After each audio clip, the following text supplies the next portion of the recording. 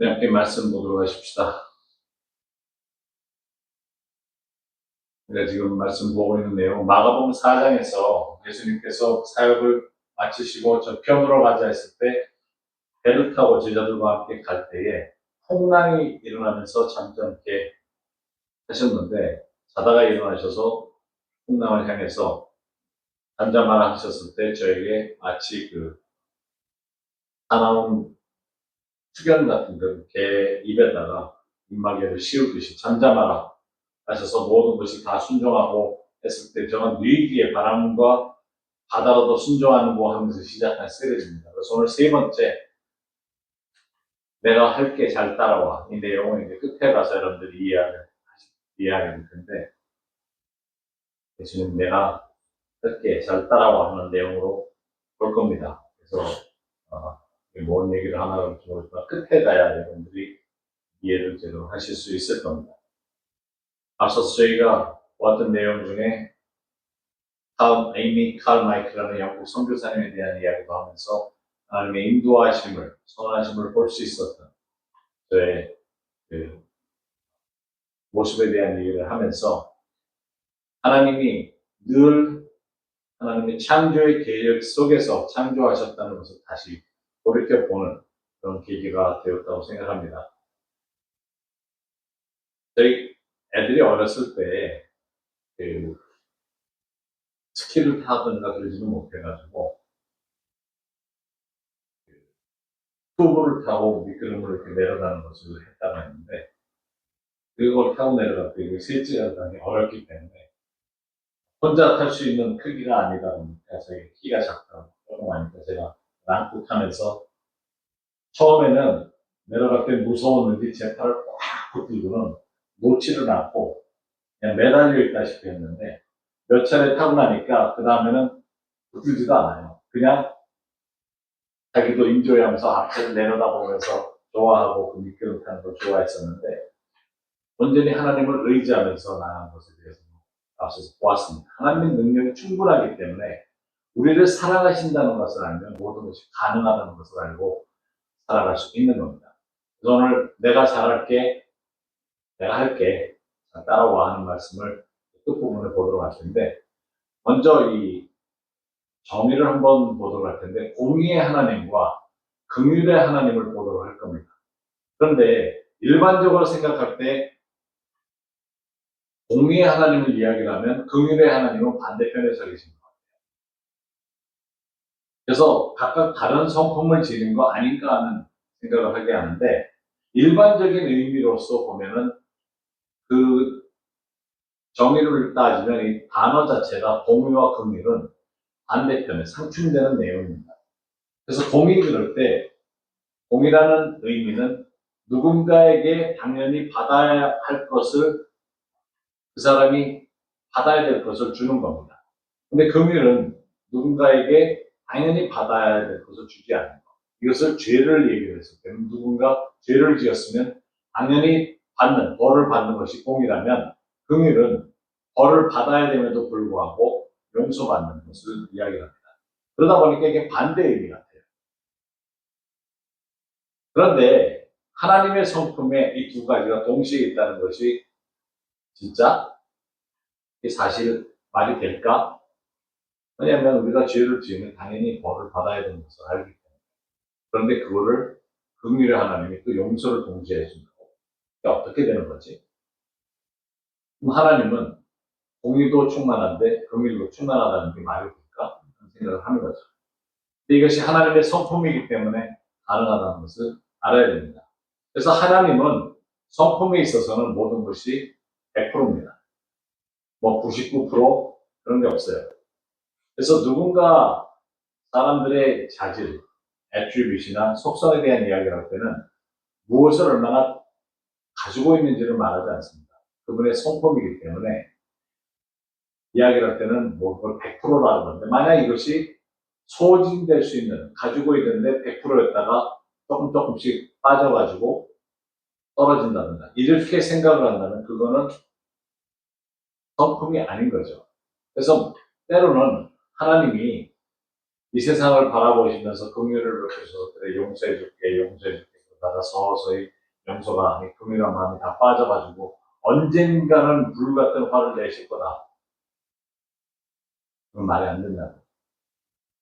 하나님은 긍휼이십니다 할 때, 하나님 수학적으로 하면 하나님 equals 긍휼. 하나님은 100% 긍휼하신 분이신 겁니다.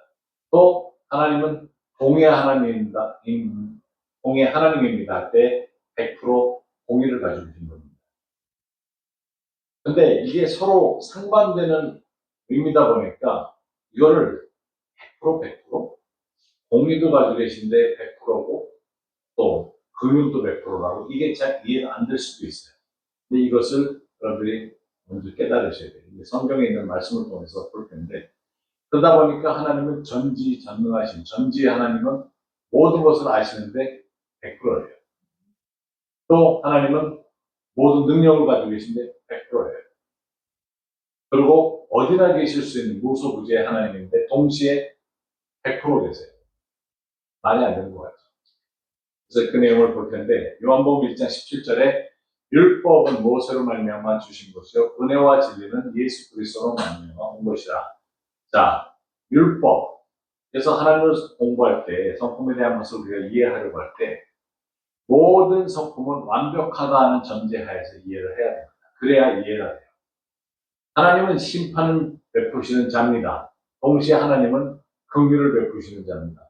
따로따로 이해를 하면 상충되지만 하나님의 성품 안에서는 동시에 이것이 가능하다는 겁니다.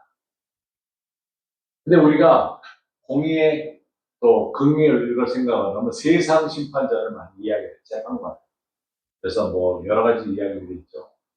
자기 딸이 음주운전 해가지고 아버지가 판사인데 앉아있다가 딸이 들어오는 걸 보고 재판장에서 딸에게 당신은 유죄이며 500불의 벌금에 처한다. 또는 아버지가 내놓아서 500불을 내주는 것을 왜 일반적으로 공의와 긍휼을 베푸는 모습으로 이야기를 합니다. 그런데 좋은 재판관으로 생각할 때는 그렇게 판단이 쉬울 수 있을지 모르지만 재판관들은 법을 배워서 법을 아는 한도 내에서 공정하게 판단을 하려고 하죠.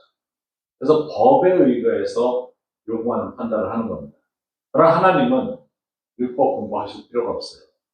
사법고시를 통과할 필요도 없어요. 이미 법을 다 알고 계신 분이기 때문에 그냥 조울질만 하시면 되는 거죠. 율법대로 한다면.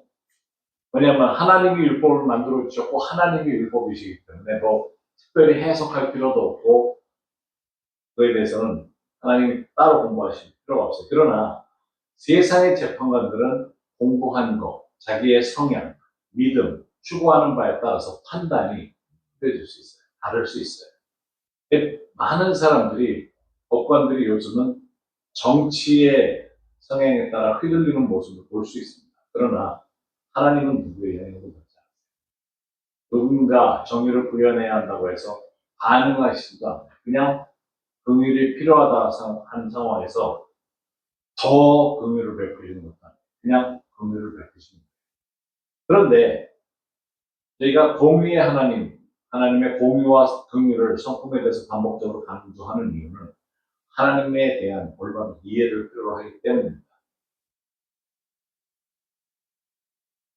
근데 설교를 하다 보면 공의의 하나님, 성품에 대한 것만 이야기하다 보면 긍휼의 하나님은 그 모습이 다른 것으로 이야기를 하기 때문에 같이 이야기를 할 필요가 있다는 거죠. 따로따로 설교를 들으면 긍휼이 많으신 하나님인데 어떻게 또 막 공의를 들고 쫓아오는 것 같다 하나님 되실 수 있나 그러는데 하나님은 늘 모든 성품을 가지고 계시고 그 모습은 늘 변함없는 모습이고 또 은혜와 진리의 하나님에 대해서 우리가 각각 알던 것이 우리가 하나로 모아서 볼 수 있다는 겁니다. 그래서 하나님은 늘 100%신 거예요.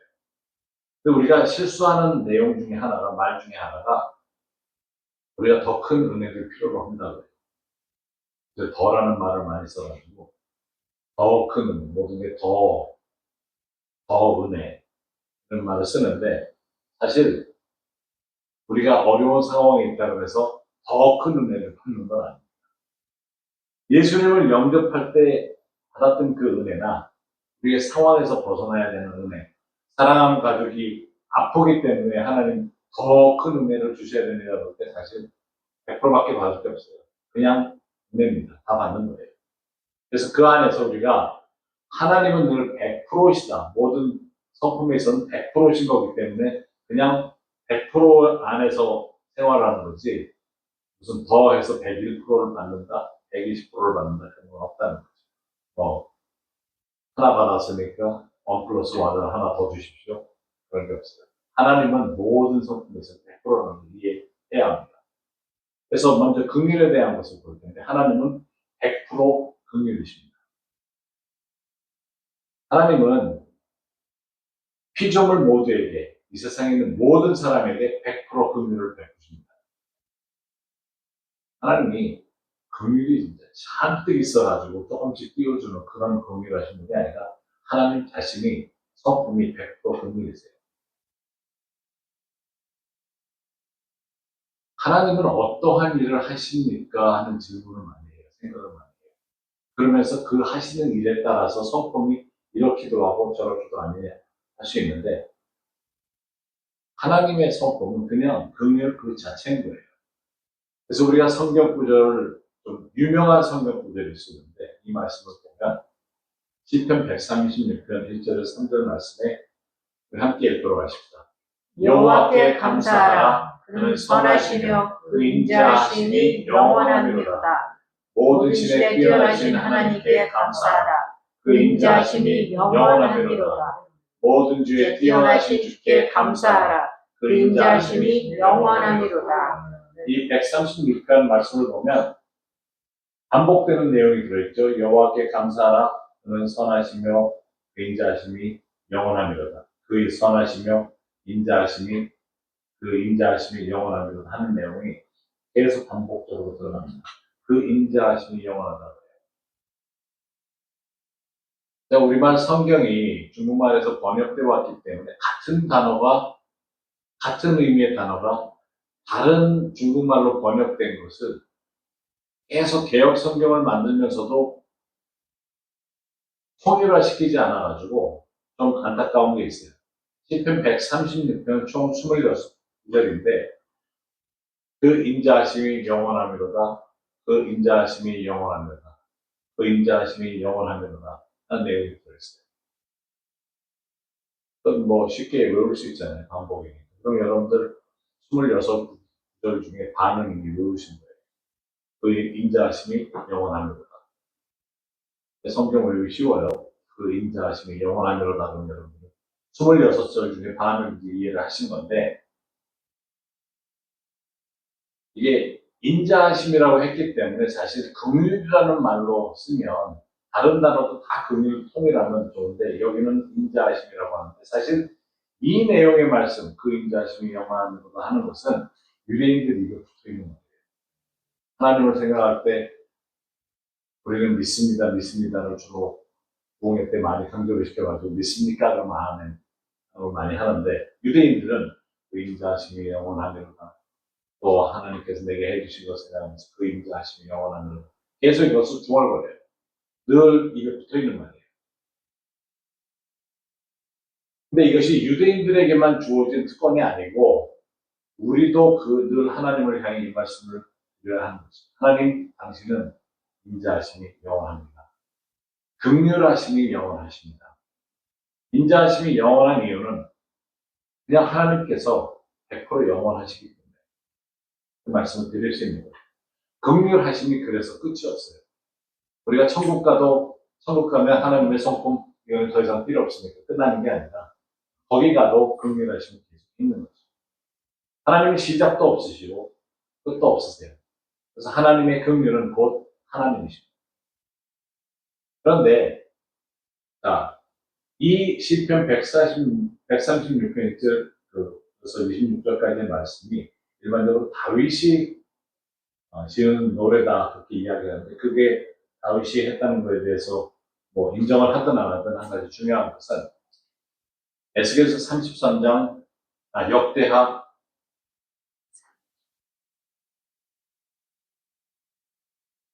역대하 5장 12절에서 14절에 이 말씀이 굉장히 중요한 이유는 이제 솔로몬이 성전이 다 건축된 다음에 다윗의 장막에 있었던 하나님의 언약궤를 이제 짊어지고 제사장들이 성전으로 가지고 들어옵니다. 그때 이제 레위 사람들 중에 찬양하는 아삽이 사실은 다윗의 장막에 어릴 때 세워뒀던 찬양 인도자 중에 하나였어요. 어린 사람이었지만 세월이 지나서 다윗도 이제 돌아가시고 그리고 새로운 왕 솔로몬 그 아들이 왕이 되어서 하나님을 찬양하는 노래하는 레위 사람 아삽으로 해서 나오는데 아삽은 이후에 나이 들어서 overseer 그래서 seer라는 말이 주어지면서 그 사람은 선견자로 서는 걸 볼 수 있습니다. 근데 그 해만과 여도둔과 그 아들들과 형제들이 다 세마포를 입고 단동편에 서서 재금과 비파와 수금을 잡고 또 나팔 부는 제사장 120인데 120인 120명이 나팔을 불어요. 함께 서 있다가 나팔 부는 자 노래하는 자는 일제히 소리를 발하여 여호와를 찬송하며 감사하는데 나팔을 불고 재금 치고 모든 악기를 울리며 소리 높여 여호와를 찬송하여 가로되 선하시도다 그 인자심이 영원히 있다. 자, 이래서 우리 성경이 좀 통일을 해야 되는 앞서 보았던 시편 136편의 같은 내용이에요. 그는 긍휼하시며 그는 인자하심 그의 인자하심이 영원하시도다 하는 같은 말인데 이게 번역상에 또 다른 단어를 써요. 선하시도다 그 자비하심이 영원히 있다. 이게 한마디로 됐으면 좋은데 인자하심이라고 쓰고 자비하심이라고 써서 혼돈이 되는데 시편 136편을 선포하면서 노래하면서 제사장들이 일제히 레위인들이 찬양을 하고 120명의 나팔을 불어대니 그 성전이 얼마나 놀라울 정도의 소리가 났겠어요. 돌로 지은 성전에 하나님을 찬양하면서 하나님은 인자하심이 영원하십니다 할 때 여기에 보면 여호와의 전에 구름이 가득한지라. 그때 여호와의 전에 구름이 가득합니다. 제사장이 그 구름으로 인하여 능히 서서 섬기지 못하였으니 이는 여호와의 영광이 하나님의 전에 가득하였습니다. 하나님 당신은 긍휼하심이 영원하십니다 하는 소리가 일제히 빵 하고 터졌을 때 나팔도 불고 모든 악기가 일제히 울렸을 때 하나님의 영광이 그곳에 임하였던 거죠. 놀라운 찬양의 소리였죠. 시편 136편의 찬양호를 부르며 성전에 올라갔다고 전해지고 있습니다. 그 선하시며 인자하심이 긍휼하심이 영원하미로다 하는 찬양이 울려 퍼졌던 거죠.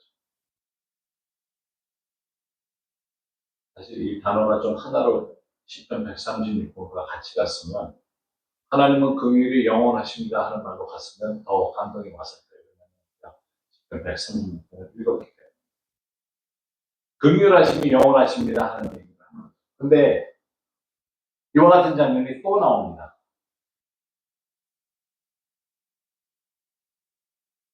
우리가 아는 장면 중에 여호사밧의 군대를 많이 알죠. 여호사밧의 군대는 사실 여호사밧은 세 나라가 포위를 하고 들어왔어요. 연합군이 적군이 들어오는데 세 나라가 공격을 해서 들어오는데 여호사밧이 공격해 오니까 이제 진을 치고 나가는데 하나님이 여호사밧이 너희가 이제 이 전쟁을 할 필요 없다. 내가 알아서 할 텐데 성가들을 맨 앞에 세우라고 그랬어요. 군인들이 전부 무장하고 섰는데 갑자기 말이 나오기를 왕이 성가대 집합, 각 교회 성가대 전부 앞으로 성가대원들도 평소에는 군인으로 전직 때는 나가야 됐으니까 무기도 들고 다 나갔는데 무기 다 내려놓고 옷을 성가대복으로 갈아입고 너희들이 제일 먼저 나가. 이게 무기도 내려놓고 나가니까 성가대원들이 이거 뭐 왜 이래? 왜 우리는 또 앞으로 내보내? 그러면서 하나님이 이론적으로 말씀하시기로 이 전쟁은 너희의 전쟁이 아니다. 뭐 선거대원들이 어떤 생각을 하고 나가는지 모르지만 앞에 나가면서 저들이 찬송했던 것도 같은 시편 136편을 찬송했습니다. 당신은 선하시며 인자하심이 영원합니다. 당신은 선하십니다. 긍휼하심이 영원하십니다. 찬양을 하면서 나갔을 때 적군이 서로 죽이기 시작하고 전쟁을 할 필요가 없었어요. 끝나버리는 전쟁이 되었던 거죠. 이 두 가지 큰 사건을 통해서 우리가 깨달을 것이 있어요. 어떠한 어려움 속에서도 우리가 살면서 힘든 거는 누구나 겪을 수 있는데 도움을 필요로 할 때 우리는 기도를 합니다. 아이고 하나님 나 죽겠습니다 하는 이야기를 하지만 사실은 예배를 드리면서 하나님의 성호를 올려드리는 거죠. 하나님 당신은 선하시면서 당신의 긍휼하심은 영원하십니다. 내가 긍휼하심을 필요로 합니다. 이것이 답인 걸 깨달아야 합니다. 그래서 여러분들이 얼마나 예배가 중요하고 찬양이 중요한지 모두 시편 136편을 부르면서 나왔어요. 그럴 때 하나님의 영광이 임하시고 하나님의 전에서는 영광이 같고 전쟁터에서는 하나님이 일방적으로 전쟁의 승리를 이끌어 주시는 것을 보았던 겁니다. 깨달으셔야 돼요. 우리가 접한 상황이 어떻든지 내 생각으로 만들고 걱정해서 돌파하려고 그러지 말고 아이디어를 찾으려고 그러지 말고 하나님이 어떻게 인도하시는지 찾아가야 됩니다. 하나님이 우리가 죄를 지어도 또 용서해 주시고 우리를 이끌어 주시려고 하는 이유가 뭡니까? 왜 하나님은 한 번 용서해 주신 것도 아니고 반복적으로도 용서를 해 주시나요? 그 이유는 하나님의 긍휼하심이 영원하기 때문에.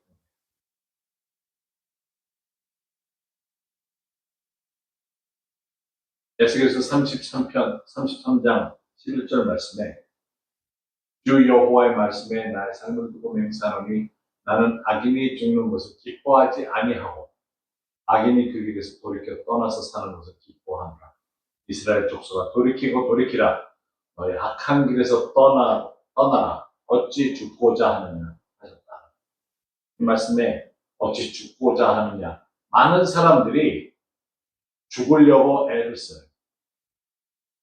하나님도 답답하셨는지 어찌 죽고자 하느냐. 악을 범하는 사람들을 보면서 하시는 말씀. 긍휼하시기 때문에 악인들이 악한 가운데 죽는 것을 전혀 좋아하지 않으십니다. 하나님은 100% 은혜이시며 100% 진리신 거예요.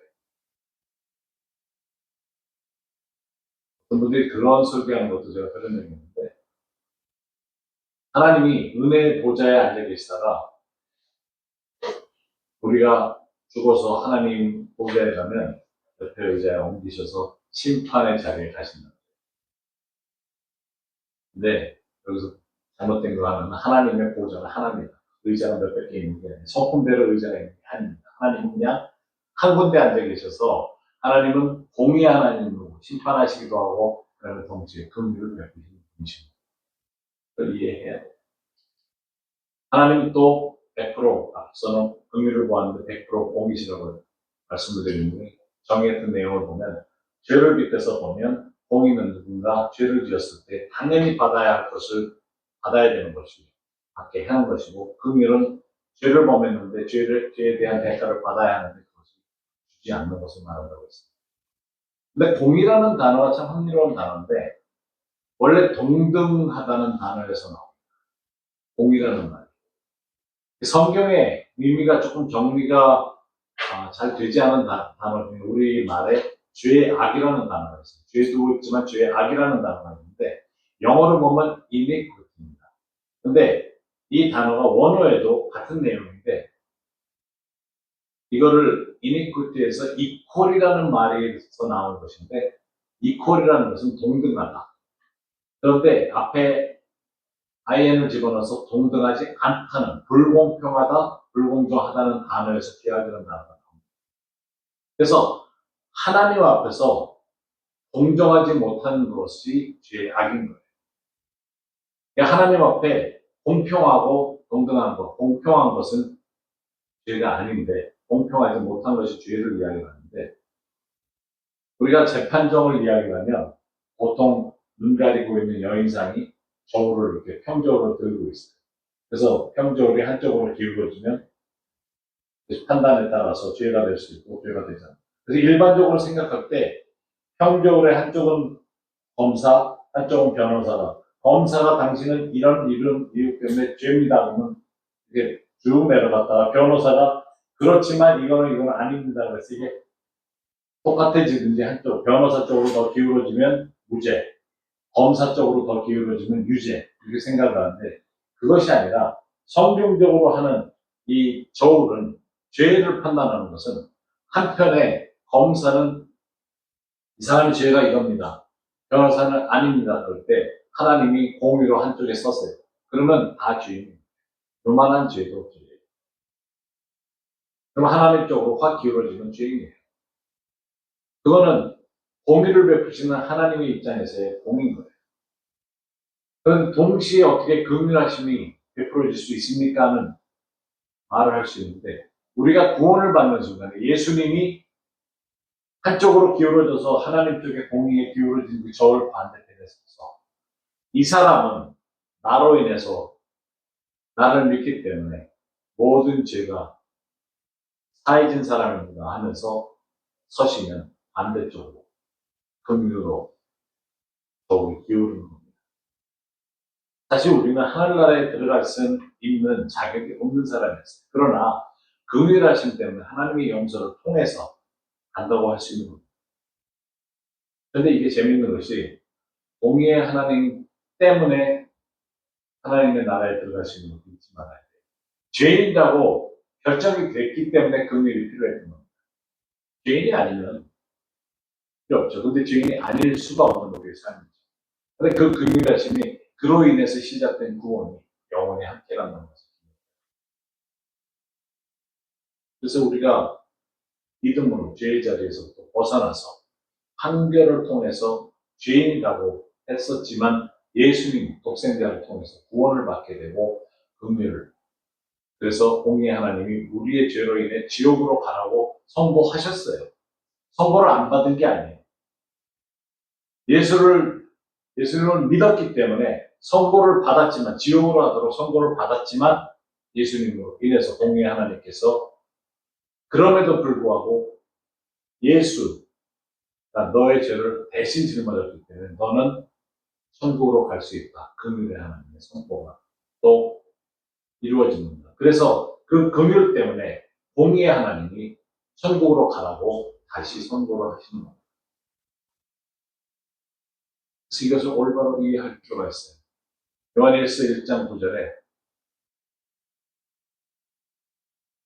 만일 우리가 우리 죄를 자백하면 저는 믿으시고 의로사 신실하고 공의로사 우리 죄를 사하시며 모든 불의에서 우리를 깨끗게 하실 것이죠.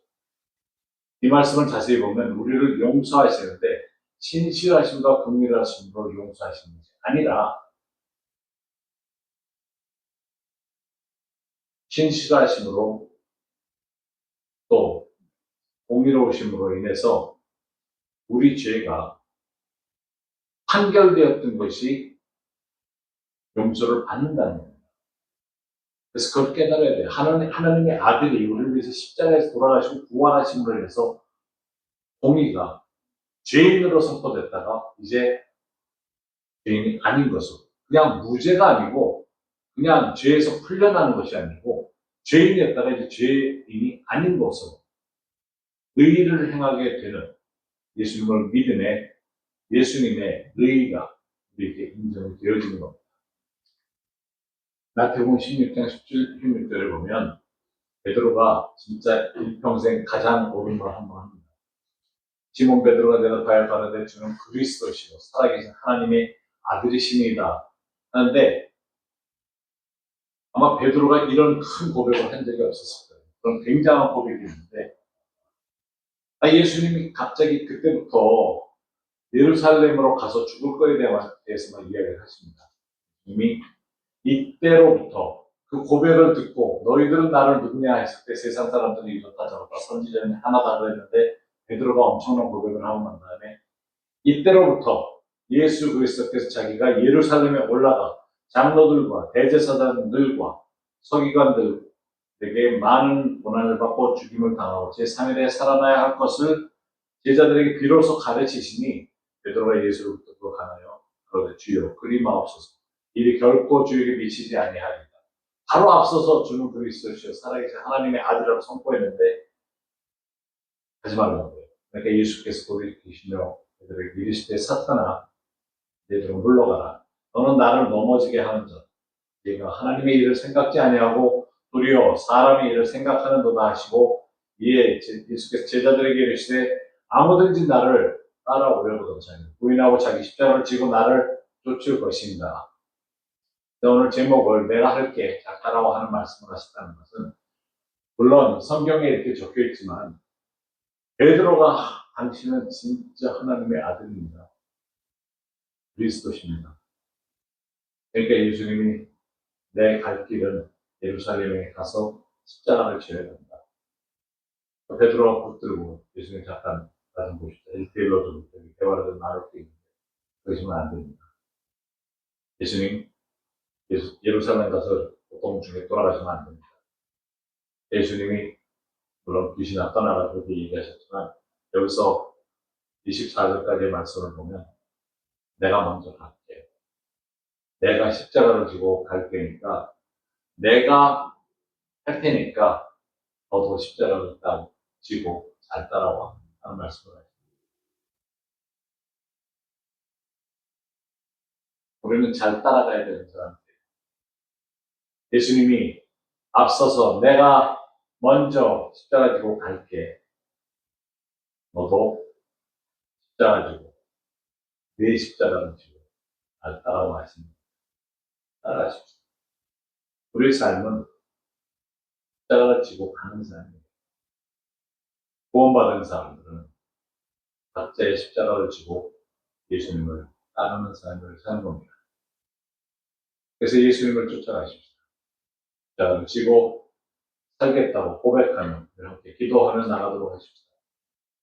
제 예수님, 내가 이제는 십자가를 지고 따르겠습니다. 그래서 이 시간 성령께서 무슨 말씀을 하셨든지 그것을 가지고 기도하며 나가도록